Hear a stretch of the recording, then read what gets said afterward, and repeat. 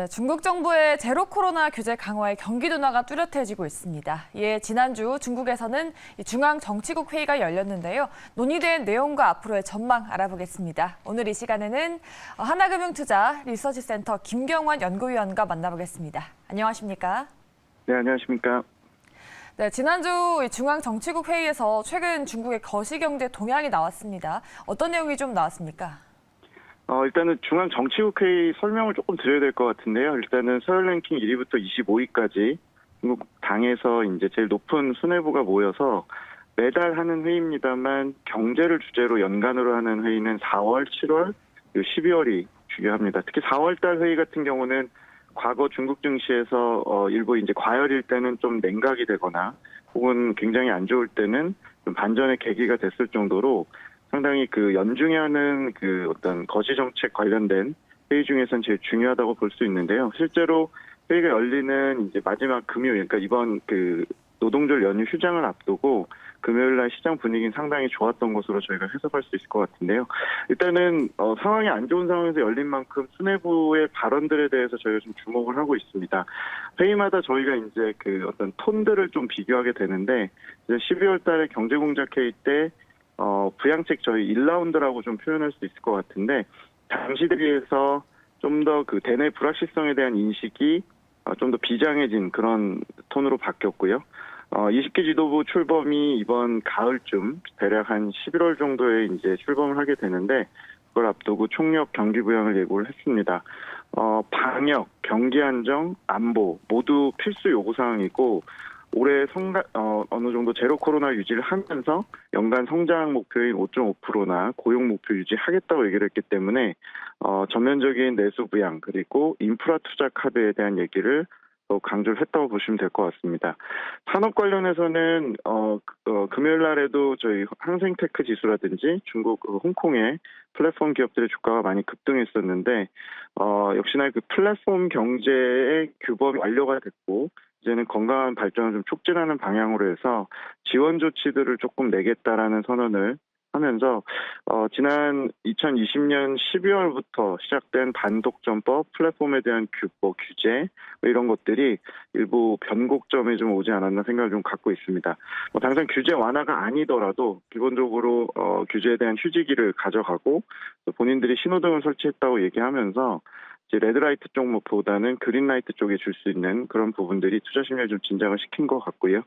부동산 규제도 각 지방에 역시 그린라이트를 좀 주면서 결국에는 지금 현재 중국의 락다운이 가장 경기에 이제 둔화 요인으로 작용을 하고 있는데 구조적으로 보면 최근에 소비나 서비스업이 어려운 이유는 방역 피해 외에도 이런 그 플랫폼이나 부동산, 서비스 쪽에서 고용을 많이 책임지고 있는 산업들에 대한 규제 요인이 컸기 때문에 그런 부분을 이제는 조금 돌리려고 하고 고용이나 임금, 또 소득이나 이런 쪽을 증대시키려는 모습들이 좀 포착이 됐다고 보시면 될 것 같습니다. 네. 특히 지금 중국은 부동산 시장이 침체되지 않았습니까? 이번에 중앙정치국 회의에서도 부동산 정책 논의를 했는데 말씀하신 대로 이 지역별 규제 완화에 그린라이트를 준 것이다라는 해석이 나오던데 어떤가요? 일단 상반기 중국 시장이 상당히 어려웠던 이유는 앞서 말씀드린 락다운 요인이 이제 경기나 이익 반등을 제한했고 내수 쪽에서 보자면 계속적으로 한 3년 가까이 이어진 부동산 규제 후폭풍으로 인해서 홍다그룹 이슈도 있었습니다만 부동산 경기 자체가 굉장히 냉각되면서 저희가 디벨로퍼로 얘기하는 부동산 기업들의 주택 관련된 수입이나 매출이 급감하고 또 이를 통해서 재정 수입을 가져가는 지방 정부가 상당히 어려워지고 있다. 이런 부분이 문제가 됩니다. 그래서 최근에 이제 주택 거래나 토지 거래 같은 데이터들이 올해 연초부터 해서 4개월 동안 대략 전년비 30%, 40%씩 급감하면서 좀 심각성을 좀 인식했다 보시면 될 것 같습니다. 그래서 이번 정치국 회의에서도 2016년부터 유지하고 있는 방주 불초, 즉 부동산은 투기하는 게 아니다라는 단어는 사용을 했습니다만 그 후에 각 지방 정부와 상황 지역에 맞춤형 수요 완화 정책은 시행을 해도 된다라고 얘기를 좀 하면서 12월 달에도 비슷한 표현을 한 적은 있습니다만 이번에 좀 더 구체적으로 다뤄주면서 지방정부 입장에서는 사실은 조금 규제 완화의 눈치를 좀 보고 있었는데 이제는 조금 확실히 그린라이트라는 인식이 커지지 않을까 싶습니다. 그래서 4월부터 각 지방 정부가 도시별로 뭐 구매 제한이나 또 대출 제한이나 이런 좀 중국 특유의 규제들이 있었었는데요.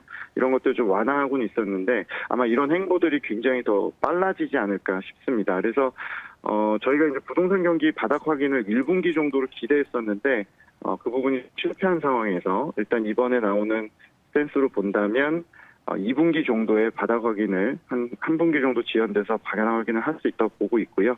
이렇게 되면 락다운의 불확실성은 좀 있습니다만 일단은 부동산 경기 관련 불확실성은 빠르게 좀 해소되지 않을까 이렇게 보고 있어서 내수 경기 회복을 통한 중국계 기업 이익들 반등 그리고 서비스업 규제 관련해서 완화 신호들 때문에 일단은 이번 주 목요일 날 다시 개장하게 되는 그 중국 증시나 홍콩 증시는 전반적으로 좀 상승 시도가 계속되지 않을까라고 기대를 좀 하고 있습니다.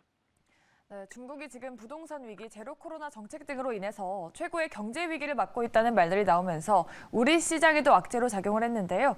중국 정부의 규제 완화가 이제는 얼마나 실효성을 발휘할지 앞으로의 상황도 저희와 함께 체크업해 보시기 바라겠습니다. 네, 지금까지 하나금융투자 리서치센터 김경환 연구위원이었습니다. 고맙습니다. 네, 감사합니다.